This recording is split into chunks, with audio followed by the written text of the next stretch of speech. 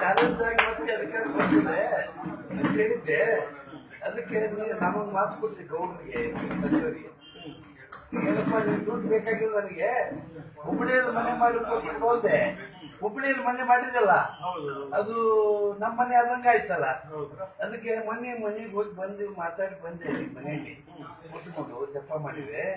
ಅದಕ್ಕೆ ನನಗೆ ಒಂದು ಖುಷಿ ಏನಂತೆ, ಈ JDS ಎಲ್ಲ ನಮ್ಮ ಸದಸ್ಯರಿಗೆ ಹೇಳ್ತೀನಿ, ಇವತ್ತಿನ ಸೇವಾ ಏನಾದ್ರು ರೈತರ ಮೇಲೆ ಸೇವಾ ಮಾಡಿದ್ದ ಕರೆ ಆದ್ರೆ ಆ ಕುಮಾರಸ್ವಾಮಿ ಅವರು ಸೇವಾ ಮಾಡ್ಯಾರ.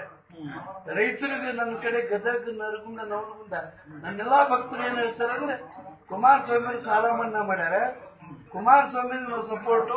ಮೊದ್ಲೇ ಹೇಳಿದೆ ಅವ್ರು, ಮೊನ್ನೆ HK ಅವ್ರು ನನ್ನ ಕಾರ್ ಹಿಡಿದು ಮಾತಾಡಿದ್ರು, ಎಲ್ಲಪ್ಪ ಈ JDS ಬರ್ತದೆ ಈ ಸಲ, ನನ್ನ ತಲೆ ಇದು ಮಾಡ್ಬೇಡ್ರಿ, ಬಂದ್ರೆ JDS ನಿಮ್ಗೆ ಬರ್ತದೆ ನೋಡು ಅಂತ ಹೇಳಿದೆ. ಅದಕ್ಕೆ ನಾವು ಇವತ್ತು ಬಂದದಕ್ಕೆ ಸಾರ್ಥಕ ಆಯ್ತು.